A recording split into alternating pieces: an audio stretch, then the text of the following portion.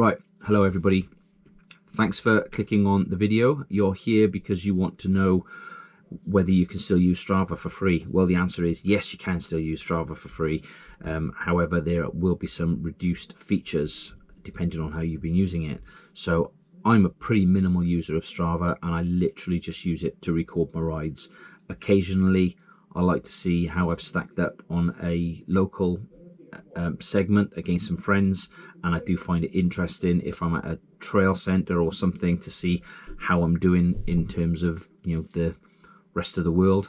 But generally that's a feature that I'm not that interested in. For me, it's just a record of where I've been, how long I've been out, and how many times I've been out. So it's not a big deal for me. So starting today, although I think it may take 24-48 hours for all the functions to sort of filter through and whatever, you are going to lose some features. And if you want the following features, you're now going to need to pay for Strava.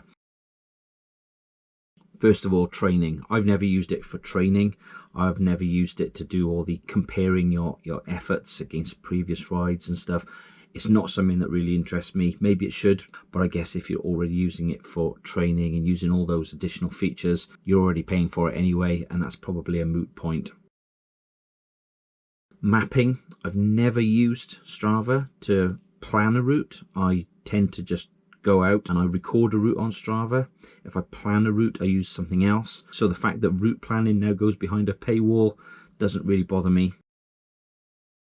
And the third element of a subscription service is segments. So they've reduced the amount of information that a free user can see on a typical segment. So you will now only be able to see the top 10 times, and according to the website, keep track of your progress and see how you stack up against your friends on your favorite portions of roads or trails.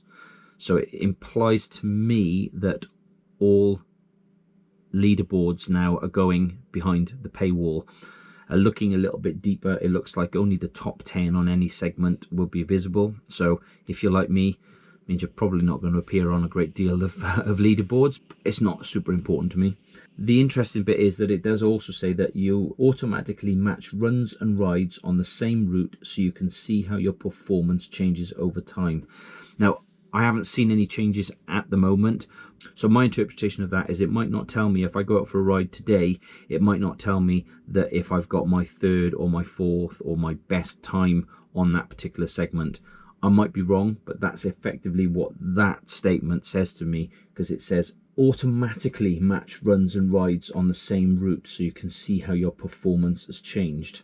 So it might be that you can still go and find that information, but if you want it to be automatically presented to you, it might be that that's behind the paywall. In summary, training behind a paywall, route planning behind a paywall, and additional segment analysis, times, leaderboards and stuff like that, all behind a paywall. But still, for free, you're going to see the top 10 men and women on each segment. You'll still be able to create new segments. You should still see the segment information and can still go and explore segments as well. So you should still be able to go to a particular part of the country and search for segments that are there if you want to go and seek them out and ride them. Is it going to make any difference to me? No. Is it going to make any difference to the average user of Strava? I don't think not. What do you think? Will you be paying? It's only £4 a month if you take the full subscription, which is, I think, $47.99 a year.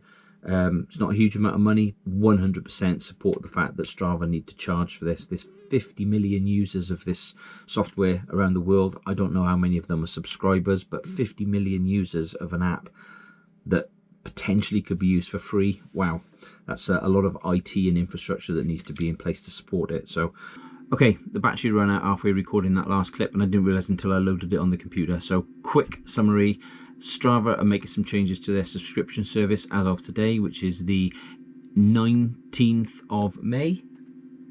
Yep, which is the 19th of May 2020, and some free features are now disappearing. So just be aware, and yeah, write comments below. Do you use Strava? Do you use all the extra features? Are you a free user like I am? Just let me know below, and yeah, hopefully this was of some use, and I will see you next time.